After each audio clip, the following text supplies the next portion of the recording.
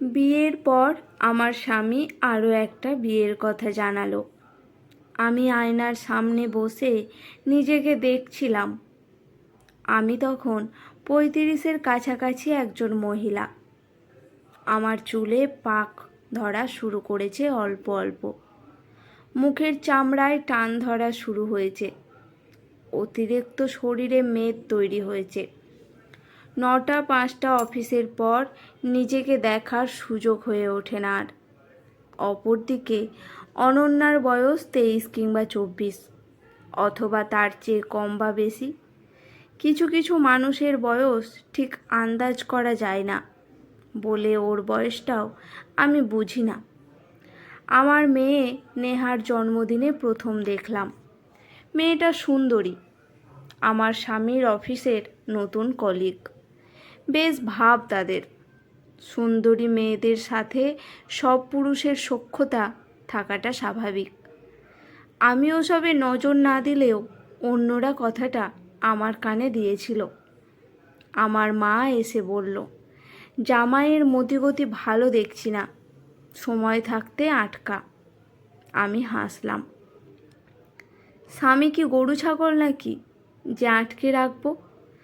আমাদের 2 ছেলে মেয়ে, 7 বছরের ছেলে বিনোদ আর 3 বছরের মেয়ে নেহা। আমি আমার স্বামীকে সন্দেহ করি না কখনো। তার ওপর রাগ দেখিয়ে বাপের বাড়ি চলে যায়নি। তার পাশে থেকে চেয়েছি তাকে বোঝাতে। তার নতুন বিয়ের কথা শুনেও চিৎকার চেঁচামেচি করিনি। স্বাভাবিকের মতোই দুজনে একই ঘরেই থেকেছি। শুক্রবার সকাল সকাল ছেলে মেয়েদের মায়ের কাছে পাঠিয়ে দিলাম। আমার স্বামীকে বললাম, তোমার সাথে একটু বাইরে বেড়াতে যেতে ইচ্ছে করছে। সেও রাজি হলো যেতে। অনেক বছর পর দুজনে একটা রিকশায় চড়লাম। বাতাসে আমার চুল উড়ছিল। আগের দিনগুলোর মতো আমার স্বামী আমার চুল সরিয়ে দিচ্ছে। আমি লজ্জাও পাচ্ছি না আর, তবে ভালো লাগছিল। আমরা শহরের একটা শিশু সদনে এসেছি। আমার স্বামী আমার হাত চেপে ধরে বলল, এটা কি ঘুরতে আসার জায়গা নাকি? এখানে কেন? আমি তার উত্তর না দিয়ে তাকে নিয়ে ভেতরে ঢুকলাম। আমরা ভেতরে গেলাম। অফিস রুমে অনুমতি নিয়ে ভেতরের সবগুলো বাচ্চাদের থাকার জায়গাগুলো দেখলাম। আমার স্বামীকে বললাম, বিনোদ আর নেহার থাকার জন্য আজকেই ব্যবস্থা করে যাব, নাকি পরে একদিন আসব? তুমি কি পাগল হয়েছ? ওরা এখানে কেন থাকবে? এখানে তো অনাথ বাচ্চারা থাকে। আমাদের ছেলে মেয়েরা কি অনাথ নাকি? তুমি আরেকটা বিয়ে করলে আমি কি বিয়ে না করে বাচ্চাদের নিয়ে থাকবো? আমার বিয়ে হলে আমার স্বামী কিংবা তোমার বউ নিশ্চয়ই আমাদের বাচ্চাদের দেখবে না। তাই আগেই ব্যবস্থা করে যাওয়া ভালো। ভেতরের পরিবেশ তো দেখলেই, বাড়ি গিয়ে জানাবে। এই রকম পরিবেশে আমার ছেলেমেয়েরা থাকবে, এটা আমি কখনো চাইনি, আর চাইবও না। বাড়ি চলো। আমি আর একটু বাইরে ঘুরতে চাই। পার্কে যাব। আসো। পার্কের বেঞ্চে কাপলদের ভিড়। শুক্রবার মেলা বসেছে মানুষের। আমাদের মাঝবয়সী মানুষের জন্য পার্ক নয়। আমরা এখানে আগের বয়সের মতো বসতে পারি না। একটা খালি মতো জায়গা দেখে বসে পড়লাম। মহিমা, তুমি আরেকটা বিয়ের কথা ভাবছো? আমাকে জানাওনি তো। তুমি যখন জানালে তারপরেই ভাবলাম।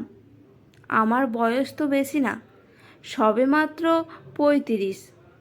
এখন বিয়ে করলে তাও সমাজ মানবে, পরে আর মানবে না।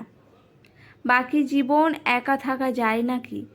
তাই ভাবলাম, তুমি সত্যিই চাও আমাদের ছেলেমেয়েরা শিশু সদনে থাকুক? ওরা আমার কাছে থাকবে। আমি অনন্যাকে সব বলবো। অনন্যা তার নতুন সংসারে আমাদের ছেলে মেয়েদের নিয়ে থাকবে বলে আমার মনে হয় না। আর ছেলেমেয়েরা আমাকেই মা হিসেবে চেনে, তারা অন্য কাউকে গ্রহণ করতে পারবে বলে মনে হয় না। এতে ওদের মনের ওপর চাপ পড়বে। তার চেয়ে ওদের কথা মাথা থেকে বাদ দিয়ে চলো দুজনে নতুন সংসার নিয়ে ভাবি। তুমি কি পাগল হয়ে গেছো? কী সব ভাবছো তুমি? ওই যে বাচ্চা মেয়েটাকে দেখো, ফুল বিক্রি করছে।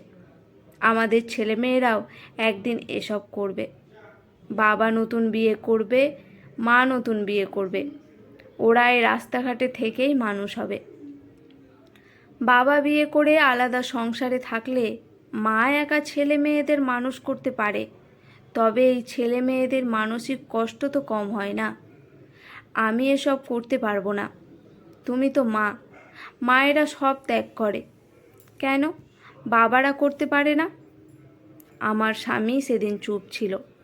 আমি তাকে আর প্রশ্ন করিনি, শুধু বলেছিলাম সময় নাও, আমাকে জানাও। তারপর বিয়ের 30 বছর পার হলো। আমার স্বামী আর দ্বিতীয় বিয়ের কথা বলেনি। আমার বয়স বাড়ছে, কিন্তু কোনো প্রসাধনী দিয়ে স্বামীকে আটকে রাখার চেষ্টা করিনি।